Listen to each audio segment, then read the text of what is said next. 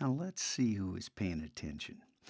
In Thursday's 411, right there, I pointed out this quest. It's in the optional category, but it expires tomorrow. Now, if you click on it, you might notice that it expires tomorrow, and then it's worth nothing. Read the fine print. There's a clue for you. Read the fine print. And then move on. And hey, there's a link to the idea tree. I wonder why that's there. And read. And ooh, look at this. Choose your answer. Pick the correct response. And then you can move on to stage 3. But I want you to remember to read. You got that? All right, over to Illustrator. Hey, look, MacLab Media. How about that? Let's select that and drop it in, make it a symbol. You don't have to create that, okay? And what I want you to do here, now I can delete that because it is saved and I can always just pull it out, right? So what I want you to do is create a perfect cube. Now I'm going to hold down the space bar and then the command key to zoom in because I want to work on one cube inside one hexagon. I hit the letter P to get the P key. Now pay attention. Because I'm making a cube and I know what I'm doing because we've been practicing this, I'm not going to use a stroke. I am going to use a fill color, and that fill is not white, so I can see what I'm doing. Now the trick to the cube is in this point, there's intersect, and where's this other intersect? It does not appear until you've established some of the anchors. So don't go where it says path, go to right where it says anchor, click, and let go of the mouse. Do not click and drag. Then go up to another anchor, and another anchor. It says path, get to the anchor, there it is. And then hunt for the intersect. You got it? And come back. And actually, oh yeah, and then hold down command and click. Actually, this intersect was here. I fibbed, but I wanted you to start out and work smart because this point is in the center of this hexagon.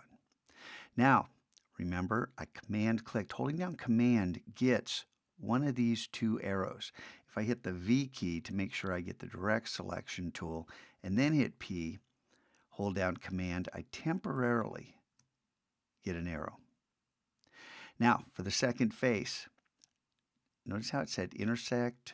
You want to come up to where it says anchor. Click, click, click,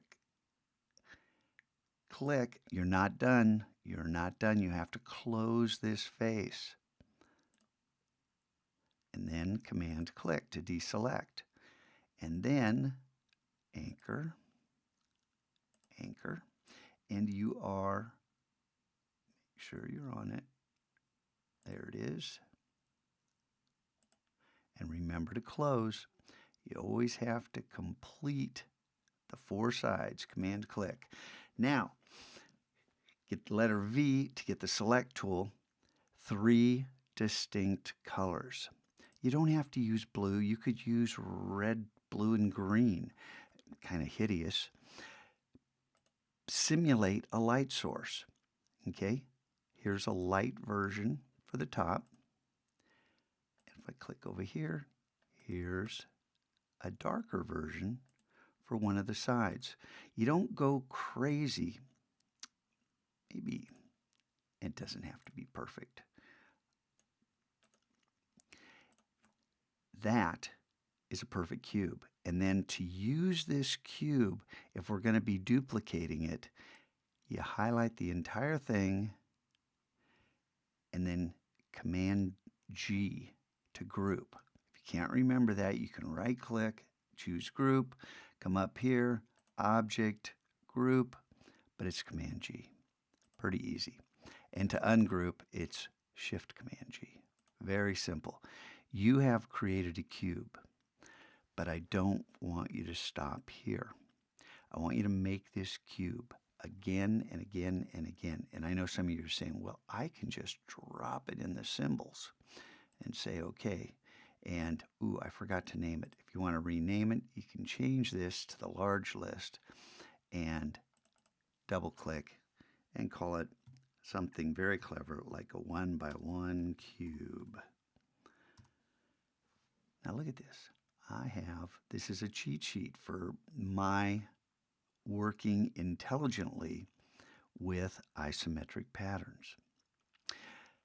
I want you to work intelligently. I want you next week when I come see you, I'm going to say, hey, make a cube. And you're going to say, ha, ha, ha. There you go, Scotch Go. I made your cube. I got it right there. Now I want to see you do it.